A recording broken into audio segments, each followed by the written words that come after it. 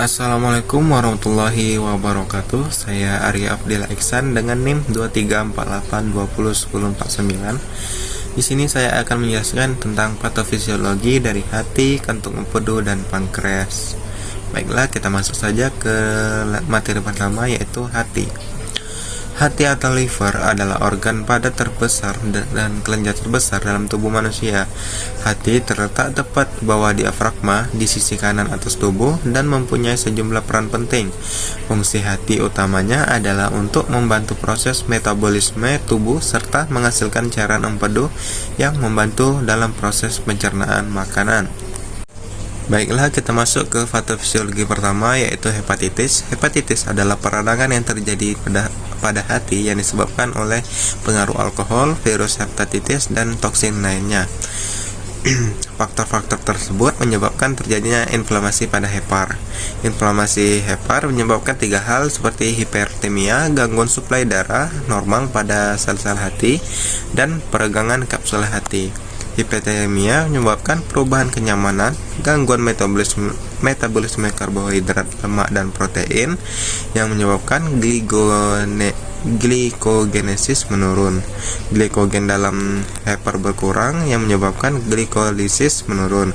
Glukosa dalam darah berkurang yang menyebabkan keletihan atau kekurangan gula yang ada pada tubuh. Inflamasi pada hepar hati juga menyebabkan terjadinya peregangan pada kapsul hati yang menyebabkan hepatomegali, perasaan tidak nyaman di kuadran kanan atas, dan menyebabkan terjadinya nyeri dan anoreksi, yaitu perubahan nutrisi kurang dari kebutuhan. Baiklah, selanjutnya uji diagnosis pada penyakit hati. Yang pertama itu ada alanin transminan atau disingkat dengan ALT. Yang kedua ada tes albumin, yaitu mengetes kandungan albumin dalam darah, dan tes bilirubin.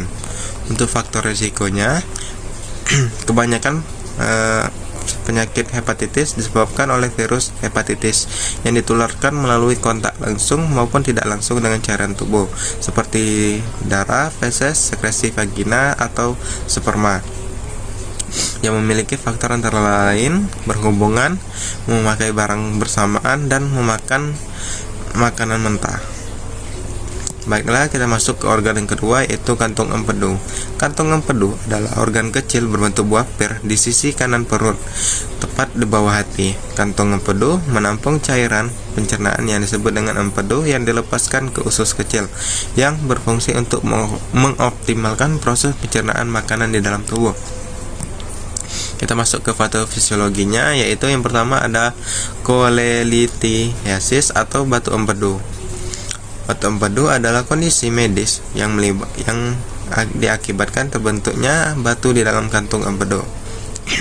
Salah satu gejala batu empedu yang paling umum terjadi adalah munculnya rasa nyeri pada perut bagian kanan atas secara mendadak. Bahkan rasa nyeri tersebut juga dapat menjalar ke punggung dan bahu. Baiklah, kita masuk ke dalam mekanisme penyakit kantung empedu.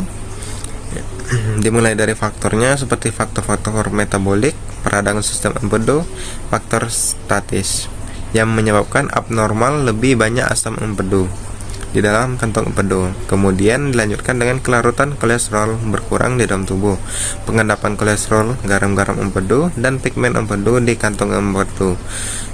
Pengendapan tadilah terbentuknya batu empedu atau kolelithiasis yang menyebabkan kontraksi kantung empedu terganggu.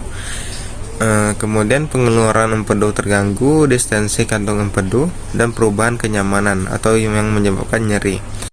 Baiklah, kita masuk ke dalam uji diagnosis penyakit batu empedu. Yang pertama itu ada ultrasonografi, yang kedua ada endoskopi retrograd, choleography atau disebut dengan ERCP, dan yang ketiga ada tes darah. Baiklah, kita masuk ke faktor risiko empedu. Yang pertama itu ada jenis kelamin, wanita lebih banyak dibanding pada laki-laki. Yang kedua ada usia di atas 40 tahun, kegemukan, konsumsi makanan tinggi lemak dan karbohidrat. Baiklah, kita masuk ke dalam organ yang ketiga, yaitu pankreas. Pankreas adalah organ kelenjar yang terletak di bagian perut dekat hati. Kelenjar pankreas adalah bagian dari usus kecil. Fungsi pankreas sangat penting di dalam tubuh. Kegunaan utamanya misalnya menghasilkan hormon untuk membantu tubuh memecah makanan dalam sistem pencernaan.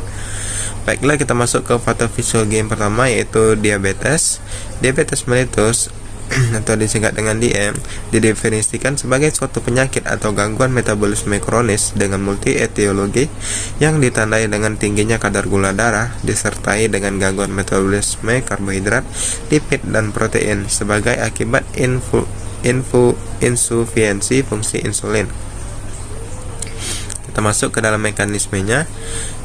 Terjadinya disfungsi sel pankreas yang menyebabkan terhambatnya sekresi insulin di pankreas atau bisa disebut juga pankreas tidak menghasilkan insulin, yang menyebabkan peningkatan reproduksi glukosa di liver, peningkatan glukosa darah yang memicu kerusakan reseptor insulin, dan kerusakan reseptor insulin tadilah yang menyebabkan resistensi insulin pada jaringan perifer, kemudian menyebabkanlah diabetes mellitus tipe 2. Untuk faktor risikonya seperti nutrisi yang tidak seimbang, aktivitas fisik yang tidak seimbang, mengonsumsi minuman yang disertakan pemanis buatan, kegemukan, dan hipertensi. Baiklah, kita masuk ke dalam uji diagnosisnya seperti tes urin, tes darah, tes 2 tadi untuk mengecek gula yang ada di dalam urin ataupun di dalam darah.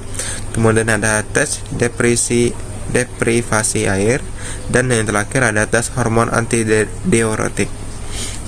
Baiklah, sekian presentasi dari saya akhiri dengan wassalamualaikum warahmatullahi wabarakatuh.